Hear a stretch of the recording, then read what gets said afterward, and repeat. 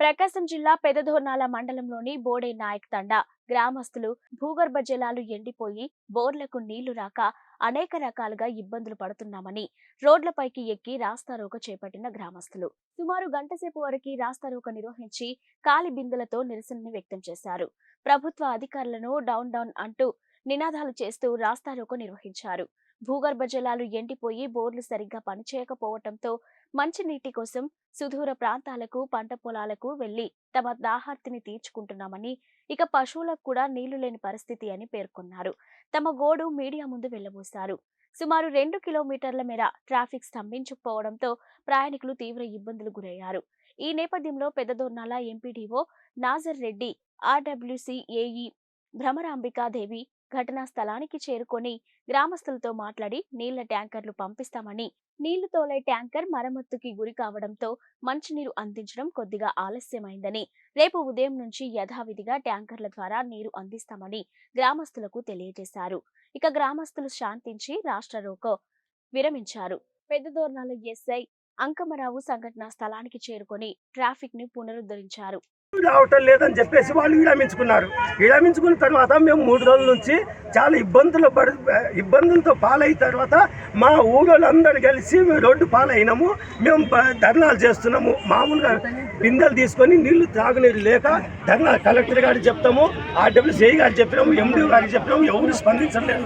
ST commissioner గారు వారంలోపు తీర్చామన్న విషయం ఇప్పుడు 3 నెలల తర్వాత కూడా తీర్చలేదు. నవంబర్ నెల 13వ తారీఖు చెప్పింది. తోలుతాయి మేడం. ఆ ట్యాంకర్ వల్ల బిల్లులు కావటం లేదు. నేను చేతి పెట్టిన ట్యాంకర్ తీసుకుని వెళ్ళరామన్నా ఆయన తీసుకెళ్ళింది సార్. 3 రోజుల నుంచి చుక్క నీళ్లు లేవు సార్. అసలు అల్లాడిపోయిన బర్రెలు, ఆవులు, గొడ్లు అయితే అల్లాడుతున్నాయి.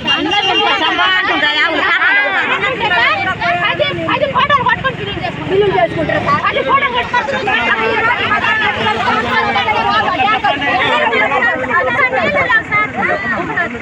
చెప్పండి. ఇంటికి కూడా వెళ్ళలేదు సార్.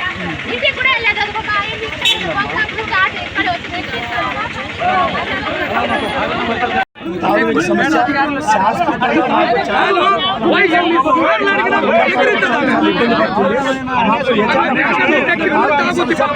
శాశ్వతంగా పరిష్కారం చేయాలి సార్. మేడం గారు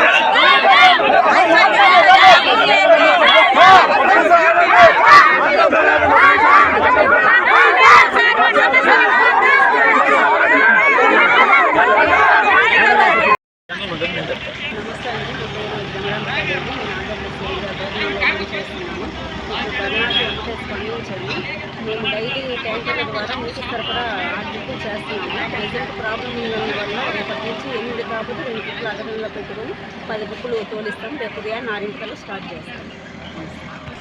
మన మండలంలో అక్కడక్కడ కొన్ని విలేజ్లో ఉంది. అదే ప్రాబ్లం మనకి ఇక్కడ బోడనాయక తండాలో కూడా ఉంది. అయితే ఏదైనా బోరేసి శాశ్వతంగా మోటార్ బిగించి పరిష్కారం చేద్దామంటే గ్రౌండ్ వాటర్ అడుగంటి ఉండటం మూలాన ఆ పరిస్థితి అంటే చేయలేకపోతున్నాము. అందువల్ల ట్రాన్స్పోర్టేషనే అంటే వాటర్ ట్రాన్స్పోర్టేషన్ తప్పనిసరి అయింది. మరి అందువల్ల ఏఈ గారితో కూడా మాట్లాడినాను కాబట్టి ఇక్కడ జనాభా మరియు పశువుల సంఖ్యను బట్టి అధికారికంగా ఎన్నైతే ట్రిప్పులు తోలాలనో ఆ విధంగా తోలమని మనం ఏఈ గారితో మాట్లాడి ఉన్నా. ఆమె కూడా ఆ విధంగా తోలిస్తానని చెప్తుంది. ఇదే అంశాన్ని డీ గారి నోటీసులు కూడా పెడతాము. రేపు మంగళవారం ఈసీలో కలెక్టర్ గారి నోటీసులో నేను ఏఈ గారు మన స్పెషల్ ఆఫీసర్ ద్వారా కూడా పెట్టేసి మరి మా వైపు నుంచి అధికారికంగా చేయాల్సిన ప్రయత్నం అంతా కూడా నీటి సమస్య లేకుండా చూడడానికి చేస్తాం. Thank you.